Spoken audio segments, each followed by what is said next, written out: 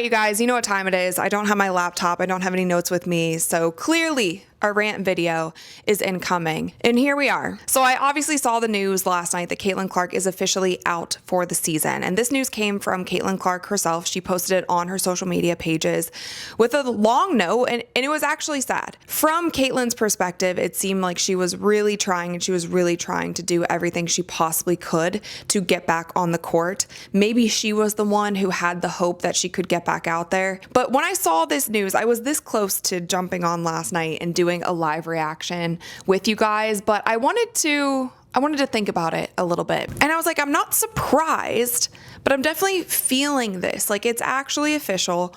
We're not going to see Caitlyn Clark play for the rest of the season. Now, I just talked about this in yesterday's video. My speculation around the whole thing, I've actually been saying for over a month that we're not going to see her back. I said the smartest thing to do would be not to bring her back this season. I've been saying that for over a month. You guys can check my previous videos. And in this video, I don't want to go down the timeline. We've already beaten that topic into the floor. We've talked about all the mysterious things with her injury, all of the very bizarre reporting, the flip-flopping of going from day to day and then not having a timetable. But the true fact of the matter is that Caitlyn Clark has been injured since before the season started. Because if you guys also remember, I went to the Indiana Fever's first preseason game against the Washington Mystics. I had courtside seats for that. And they didn't announce that Caitlyn wouldn't be playing for that game until I was literally already in my seats and I saw her come out and she wasn't in her warm-up gear. She was in sweatpants. That is when I found out that day that she wouldn't be playing.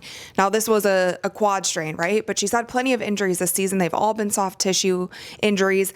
They've hopped from one leg to another. Then she had the bone bruise. A lot of the reporting around this was saying that none of these injuries were related. A lot of the reporting around this also alluded to the fact that it wasn't because of the physicality on the court. There's just, other things going on. There's really no blame was ever placed anywhere for these injuries. No blame was ever placed anywhere. It's basically just a series of unfortunate events. Do we believe that? I don't know. And I think that's one of the things I want to talk about in today's rant is I'm seeing it all over social media from the Fever fan base. Let's only talk about the Fever fan base. I'll talk about the rest of the WNBA fan base after. The Fever fan base has lost so much trust in the Fever organization this year. And not only from the injury reporting, but it stems from the injury reporting. There's been some very, very weird injury reports this season, and the math isn't mathing. And I've also been one to defend the organization to a certain extent because you don't always want to give away too much information. And I've placed a lot of the blame on the reporters. I'm like, how are the reporters not able to get to the bottom of this and at least give us something that feels like the truth? And Chloe Peterson, Scott Agnes, it seems like they've been doing their best. From Caitlyn's note that she put out, I almost wonder if Caitlyn was the one who was really trying, and the coaching staff and the front office were just kind of letting her do that. And maybe Coach Steph White has been taking all of this heat, but that's what she had to say. Maybe the front office told Coach Steph White, you can't give anything. And Coach Steph White is the only one who's been answering questions on Caitlyn's injury. Whoever's to blame, whatever the case might be, the fan base has lost trust in the organization. They do not know what to believe. It's not only Caitlyn's injury, it's also Chloe Bibby's injury, because Chloe Bibby went from not having a setback to being out for the season. It's a long-term decision. Why that means more in any other sport, in any other world, it's not that important, okay, as it is to this league and this organization. The WNBA had a star come in that has not had this much impact on a sport since Tiger Woods. That is how big Caitlyn Clark is. That is the global impact, and it's not just an American impact. That's the global impact that Caitlyn Clark has had on this league. The amount of eyeballs, attendance, all of the things. We've been over all of it. It's the Caitlyn Clark effect, Clarkonomics, whatever you want to call it. At this point in time, if you're still denying that, I don't know what to say. You're not living in reality. Unfortunately, though, there are still people at this point in time who are still denying that. When Caitlyn Clark went out with injury in the beginning of the season, the viewership dropped over 50% league-wide. League-wide viewership dropped over 50% when she was out with her first injury, with her real first injury where she was going to be out for 2 weeks. Over 50%. Please tell me any other player in any other sport, when they're announced out for 2 weeks, league-wide 50% is down.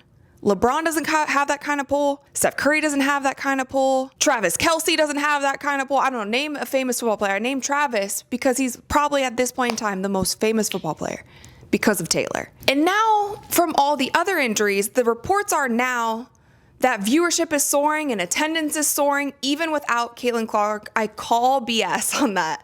I call absolute BS on all of that. Firstly, I'm going to address the attendance thing one more time. Attendance is up because you added a new team. You added a new team who, by the way, is killing it. We might cover the Golden State Valkyries over the playoffs. Like, that might be the team, another team that we follow during playoffs. Love what they're doing with that expansion team. You added a new team. That's why attendance is up.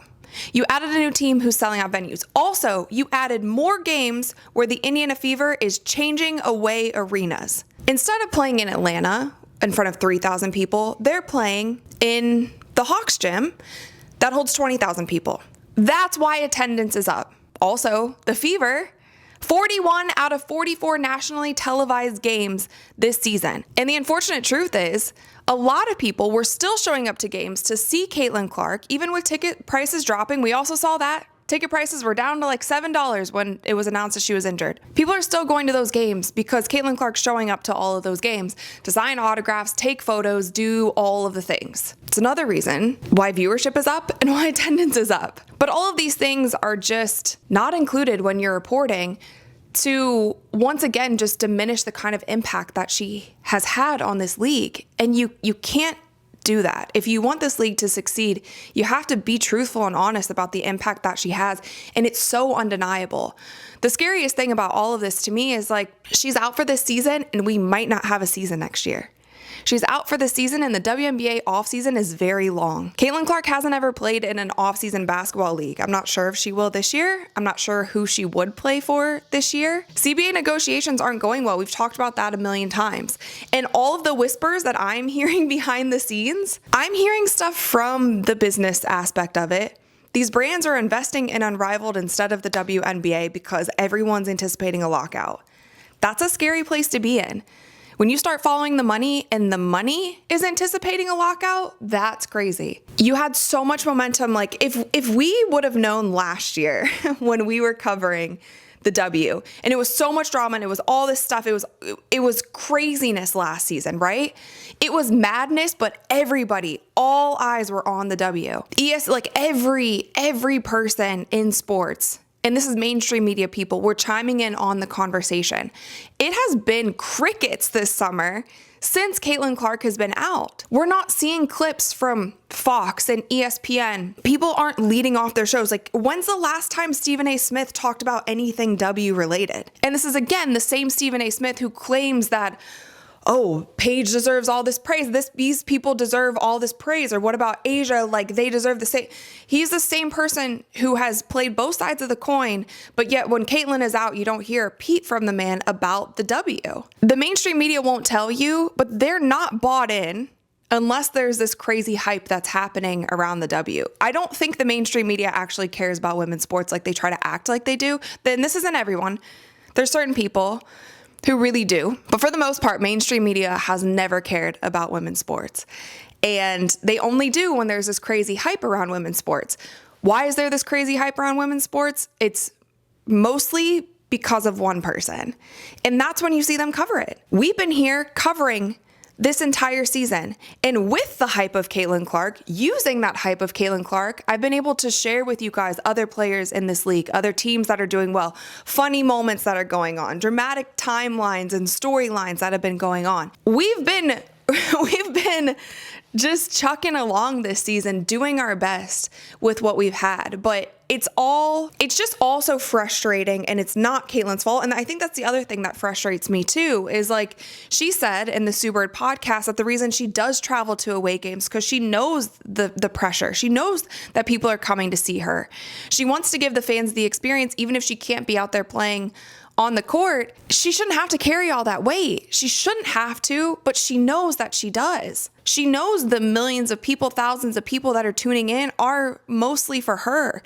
The influx of fans that came to the W, let's call it what it is. And it's kind of a scary thought for a league that's just was on this bubble, that had this generational talent and kind of fumbled it. Because last season, I felt like all they were trying to do was just diminish what she was doing. Instead of, Caitlyn's Sports Person Time Magazine Person of the Year, why can't it be the entire WNBA? That was the opposite side of that. And that was a team owner saying that. A team owner saying, well, why couldn't you put the entire WNBA on the cover? It's not just her. It's like, how much can we dim her shine to make sure no one else is offended? And then now when she's not here, then all you're saying is, no, the WNBA is still doing amazing.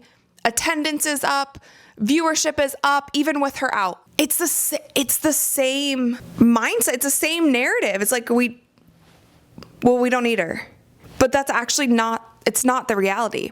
I'm curious to see what the official news being out, if we'll see a change in viewership or we'll see a change in attendance since it's now official. Because I think there was a segment of fans, because I was hearing from those, there was a segment of fans that were saying that she will be coming back. Even when I was saying, you guys, I don't think she's coming back, there's a segment of people who are really mad at me for saying that. There's another segment of fans who became Fever fans last year.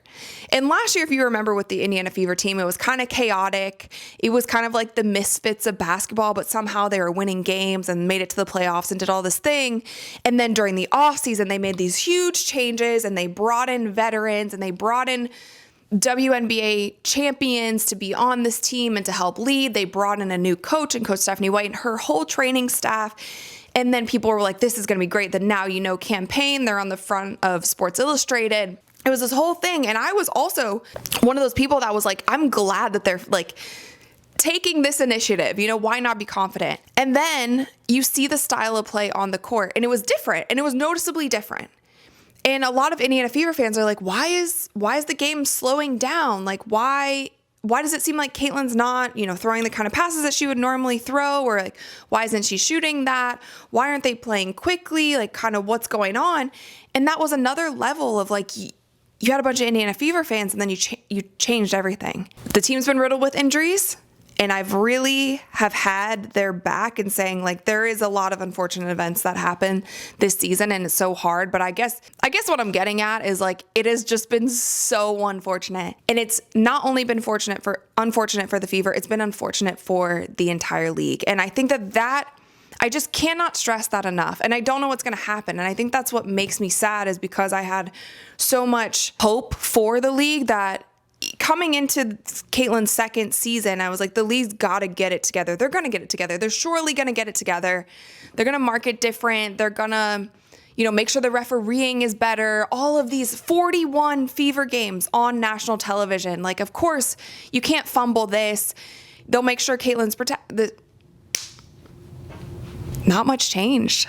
And who knows, maybe Caitlyn's injuries had nothing to do with the physicality on the court. Maybe it had nothing to do. I don't think we'll ever know where they came from, and I think that's fine. It's still, at the end of the day, it's her business, and I can't even imagine mentally, this is harder for her than it is for any of us to not be playing basketball. And so I hope that with all of these sentiments, I never, ever, ever want it to sound like it's her fault for not playing. It's not her fault at all. But the overarching thing of all of it is it's so unfortunate for the league. And in a year where you're going into these CBA negotiations, the owners are seeing what's happening. I feel like the hype has died down a lot. Last time this year, even on this channel, was the biggest time for us. The Fever were ramping up to go into the playoffs. It was the biggest time for it. Like, so many people were locked in, like, what's going to happen? And they weren't just locked into the Fever, they were locked into the other teams as well. That kind of hype isn't here right now. I've seen so many tweets saying like, well, I'm just going to go watch football now since Caitlyn's out. But that's pretty much it, you guys. I hope Caitlyn heals up. We'll have to see what happens in the off season. If they can't get it together for the CBA, if they can't get an agreement in place, if they for some reason have a stalled or, heaven forbid, canceled season next year, I just think that this is going to be the biggest fumble in sports history. Literally the biggest fumble that a league could ever possibly make. Anyway, you guys, that's all I've got. I don't know if this video made any sense. I just had to get some of that off my chest. But you guys, of course, let me know your thoughts in the comments below. Thumbs up this video if you enjoyed it. And I'll see you tonight for the live stream. Fever versus the Sky.